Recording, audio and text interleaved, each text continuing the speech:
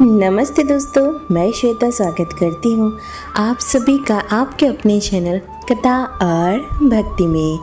आज आप इस वीडियो में सुनेंगे दशा माता की कथा शुरू करते हैं। सभी बोलो दशा माता की जय। प्राचीन काल में नल और दमयंती रानी सुखपूर्वक राज करते थे। उनके 2 पुत्र थे।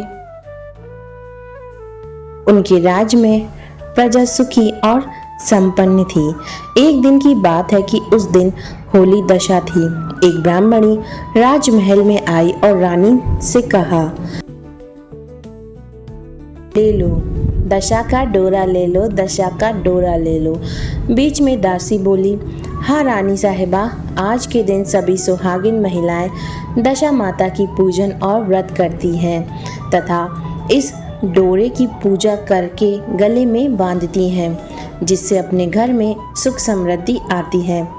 अतः रानी ने ब्राह्मणी से डोरा ले लिया और विधि अनुसार पूजन करके गले में बांध दिया। कुछ दिनों के बाद राजा नल ने दमयंती के गले में डोरा बंधा हुआ देखा। राजा ने पूछा, इतने सोने के गहने पहनने के बाद भी आपने यह डोरा क्यों बांधा है? रानी कुछ कहती इससे पहले ही राजा ने डोरे को तोड़कर जमीन पर फेंक दिया। रानी ने उस डोरे को जमीन से उठा लिया और राजा से कहा, यह तो दशा माता का डोरा था। आपने उनका अपमान करके अच्छा नहीं किया।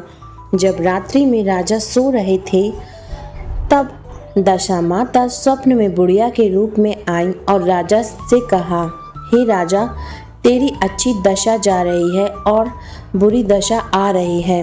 तूने मेरा अपमान करके अच्छा नहीं किया। ऐसा कहकर बुढ़िया दशा माता अंतर ध्यान हो गई।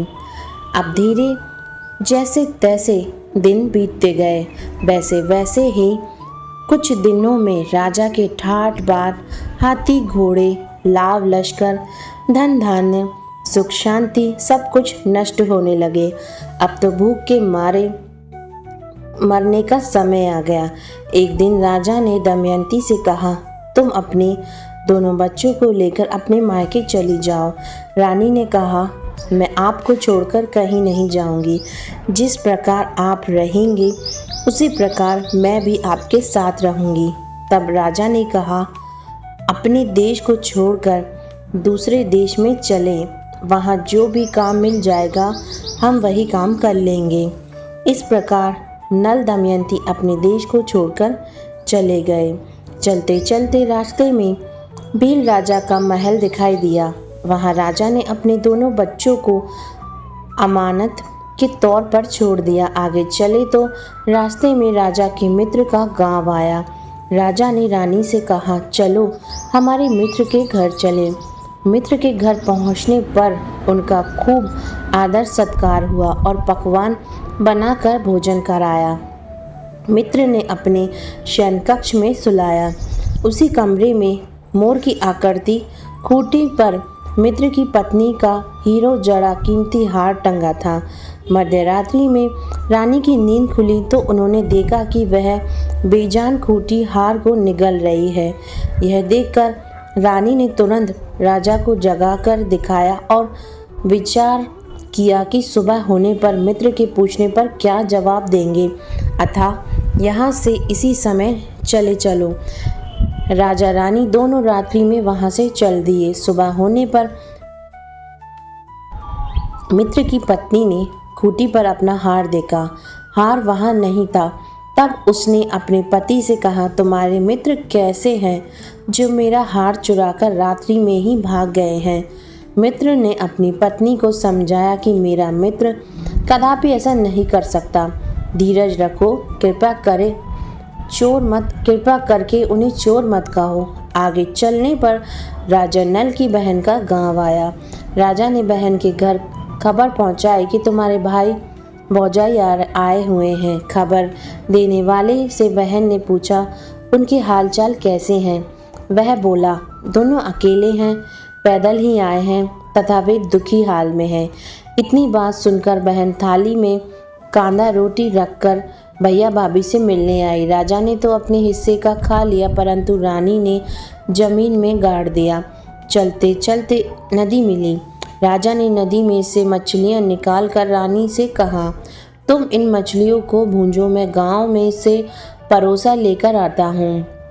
गांव का नगर सेठ सभी लोगों को भोजन करा रहा था। राजा गांव में गया और परोसा लेकर वहां से चला तो रास्ते में चील ने झपटा मारा तो सारा भोजन नीचे गिर गया।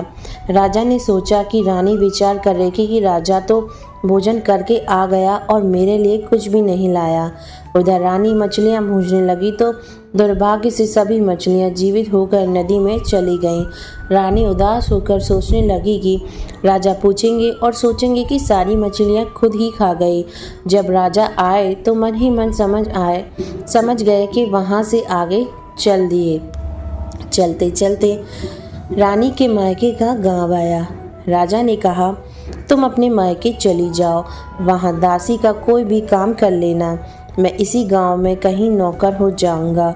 इस प्रकार रानी महल में दासी का काम करने लगी और राजा तेली के कहने पर काम करने लगा। दोनों को काम करते हुए बहुत दिन हो गए। जब होली दशा का दिन आया तब सभी रानियों ने सिर धोकर स्नान किया। रानी ने भी स्नान किया। दासी ने रानियों का सिर गूथा तो राजमाता ने कहा, मैं भी तेरा सिर गूंथ दूं। ऐसा कहकर राजमाता जब दासी का सिर गूंथ ही रही थी तब उन्होंने दासी के सिर में यह देखकर राजमाता की आंखें भर आईं। उनकी आंखों में आंसू की बूंदें गिरी। आंसू जब दासी की पीठ पर गिरे तो दासी ने पूछा, आप क्यों रो रहे हैं? राजमाता ने कहा, तेरे जैसी मेरी भी बेटी है जिसके सिर में भी चिन्ह था, तेरे सिर में भी चिन्ह है। यह देखकर मुझे उसकी याद आ गई। तब दासी ने कहा, मैं ही आपकी बेटी हूँ। दशा माता के कोप से मेरे बुरे दिन चल रहे हैं, इसलिए यहाँ चली आई। माता ने कहा, बेटी तूने यह बात हमसे क्यों छिपाई? दासी ने कहा, माँ मैं सब कुछ बता देती तो मेरे बुरे दिन नहीं कटते। आज मैं दशा माता का व्रत करूंगी तथा उनसे गलती की क्षमा याचना करूंगी। अब तो राजमाता ने बेटी से पूछा, हमारे जमाई राजा कहाँ हैं? बेटी बोली, वे इसी गांव में किसी तेली के घर में काम कर रहे हैं। अब गांव में उनकी खोज कराई गई, उन्हें महल में लेकर आए। जमाई राजा को स्नान कराया, नए वस्त्र पहनाए और पकवान बनाकर उन्हें भोजन कराया गया। अब दशा माता के आशीर्वाद से राजा नल और दमयंती के अच्छे दिन लौट आए। कुछ दिन वहीं बिताने के बाद अपने राज्य जाने को कहा। दमयंती के पिता ने खूब सारा धन, लाभ, लश्कर, हाथी, घोड़ा आदि देकर बेटी जमाई को विदा कर दिया। रास्ते में वही जगह आई जहाँ रानी ने मछलियों को भूना था और राजा ने हाथ से चील के झपट्टा मारने से भोजन जमीन पर गिर गया था। तब राजा ने कहा, तुमने सोचा होगा कि मैंने अकेले भोजन कर लिया होगा, परंतु चील ने झपट्टा मार कर गिरा दिया था।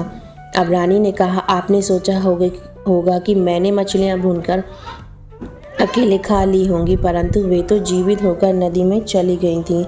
चलते चलते अब राजा की बहन का गांव आया। राजा ने बहन के यहाँ खबर भेजी। खबर देने वाले ने पूछा कि उनके हालचाल कैसे हैं।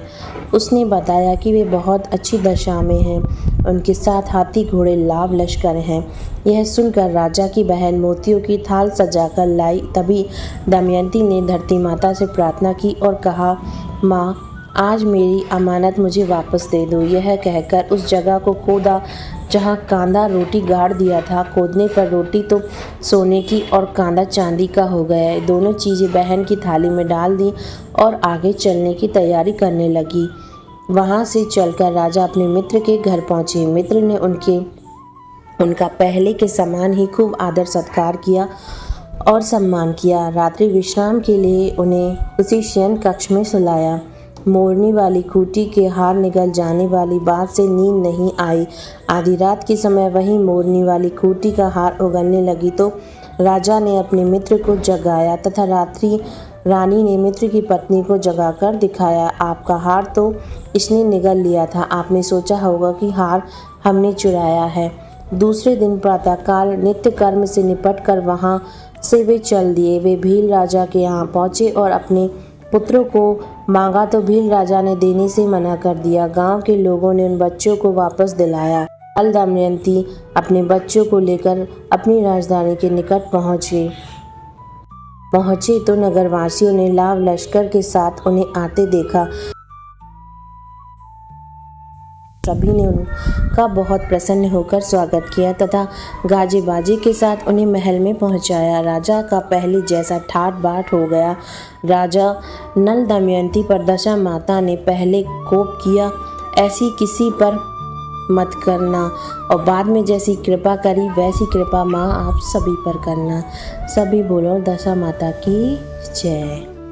धन्यवाद दोस्तों कथा सुनने के लिए। ये थी दशा माता की व्रत कथा। माँ आप सभी पर कृपा करें, आपकी दशा भी सुधारें और आपकी दशा को बहुत अच्छा कर दें। जय माता दी।